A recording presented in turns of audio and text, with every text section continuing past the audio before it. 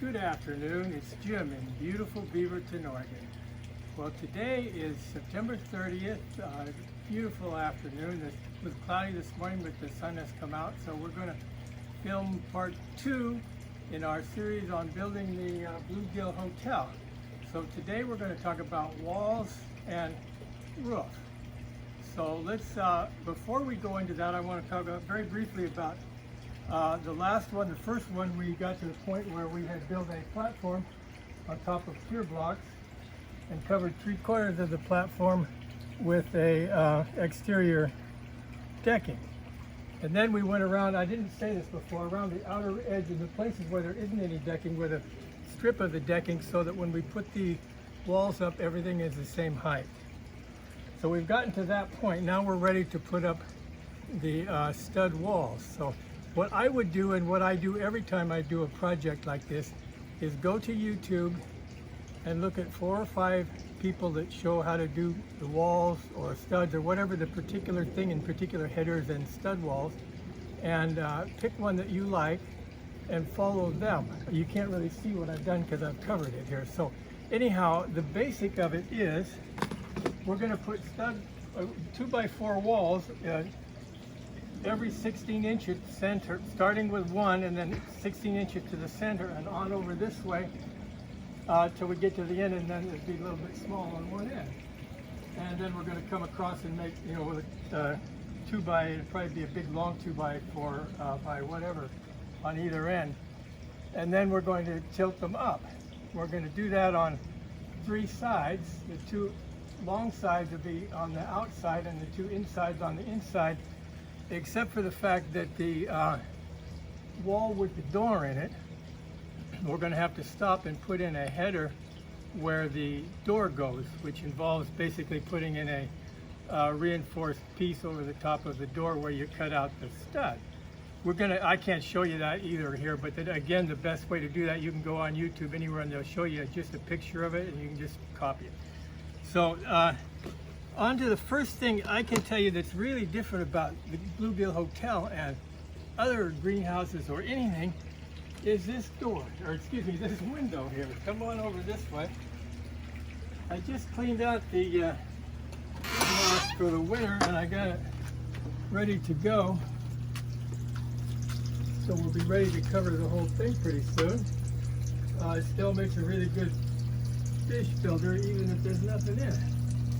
So anyhow, what we're going to look at is this window here. I mounted this one backwards because I operate it from the outside, not the inside, but this is what they refer to as a shed window. Sometimes they call it a playhouse window. They come in this color and white, but if you can see, they open.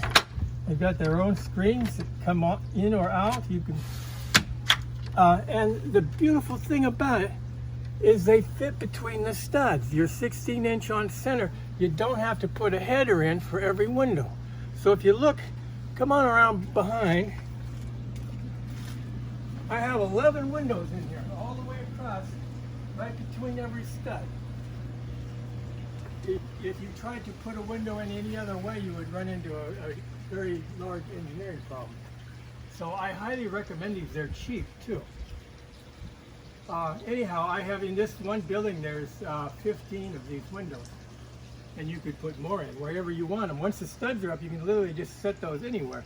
And another little trick we're going to tell you is that this is polycarbonate sheeting. You can have this cut any size you want quite inexpensively. This size fits on the inside of these windows, like so.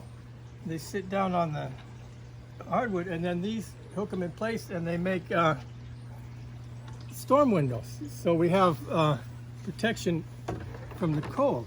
So you have these windows with a pretty easy storm window, and this is way cheaper than any other window you're going to put in. So anyhow, so you've got the 4 sides up and you're going to put your windows in wherever you want them, and you have a header over the top of there. You don't have to put the door in right. Now what I did when I built this that I think was a mistake is from that point I put the roof on. Only I think what I would do the next time I did it is I would go ahead and side the whole building with whatever siding you're using. I like this kind of siding better than the T111. This is cedar, which is kind of spendy, but there's artificial kinds of this too. If you side it all the way up, the building will stiffen up, and you'll be able to get up there on the roof, and you won't feel like you're going to fall down. If you don't do that, it's going to be all loosey-goosey all the time you're up there, even when you put a roof on, until you put siding on. So just go ahead and side it, put your windows in, do the whole thing without a roof, and then we'll put the roof on. So anyhow, a little note on siding. Any kind of siding that I've found so far. This is a galvanized clench nail. You see it's got a little chick in it like that. Whatever length, the proper length to go through the siding and well into the board for artificial siding or any kind of siding.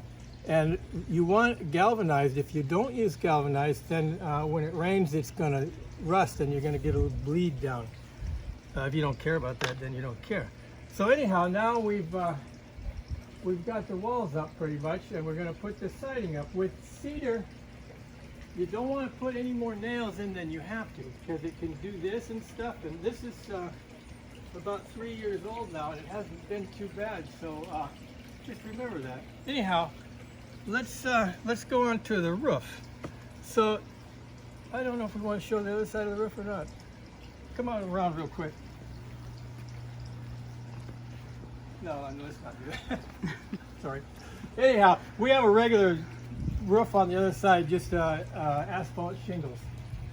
So and if you were to go to any shed construction and let them show you how to do asphalt shingles, you would get directions to do that.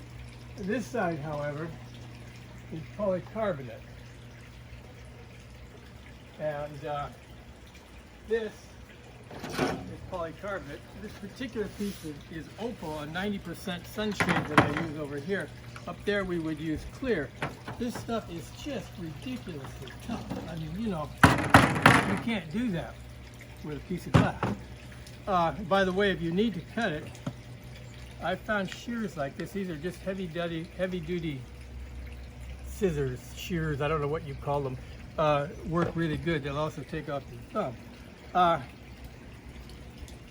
Here's one of my special things to do is don't cut it. Comes in 8-foot sheets. Plywood comes in 8-foot sheets. 2x4s come in 8-foot sheets. Leave it all 8 feet long and let it hang over. You see how we got it? You're going to have on a building this size about 2 feet or so of overhang. So you're going to run your roof rafters over that far on either side. You're going to run your sheeting over that far, and then you'll have an overhang. And one huge advantage to that is, even if you screw up how you put these windows in, it's never going to leak because it's under the cover. So anyhow, that's another part to remember. The way we put this on, let me backtrack. When you do the roof, you have two choices. Again, you're gonna look at somebody else doing it. You either have a ridge beam and rafters, which is what this is, has one big ridge beam down the center and rafters that I put in on either side, 8 feet long, or you build trusses, which is like I did on this shed over here. I can't actually show them, but they're just little pieces, triangles reinforced that you make the roof. I look very similar to that outside piece right there. So you have to choose on that. Either one is fine. Choose the one you want to work with, or how you feel you can do the best. So then you're going to put the rafters down. Now, again, on that side it's just regular asphalt. On this side, you have to go this way across with 3 pieces of, call it 1x or something, so that you can attach this. And then you're going to take a piece of this stripping. You buy this, comes from Home Depot. It's pretty inexpensive actually. And it's going to run all the way along your strips, and then this roofing will fit so inside. And you can see the ends of it right there. Now, when you get it in that position, you're going to drill it and you're going to screw it in. The key to doing this is to remember, screw it in on the top, not on the bottom. The water runs down there, it doesn't run up here. I've seen people put them in with a screw in every hole all the way down on the bottom. So screw it, so on, so on. Run it all the way up to the top. And then literally you just run the asphalt sheet cap over this, and the whole thing's finished off.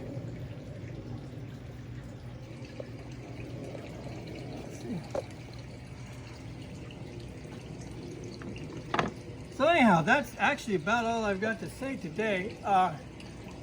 In conclusion, I was watching YouTube this morning, which again, watch over and over what you want to work on. And it was something came to me that for a long time I would go to the different, we had a slight drop there, but we're back in action, to the different YouTubes, and I would turn them on or off depending on if I liked the person or not, and how their approach to the subject came to me. But one day I'm watching a guy that I just don't like anything about him, and I'm sure there are people that say that about me too, which is kind of what got me going. But as I kept listening, I got through the parts I didn't like, and oh my God, he was just spewing information that I wanted just right and left. And so anyhow, the moral to the story is listen to some of the guys you don't really like to listen to, and they probably have something to say. I'll see you next time.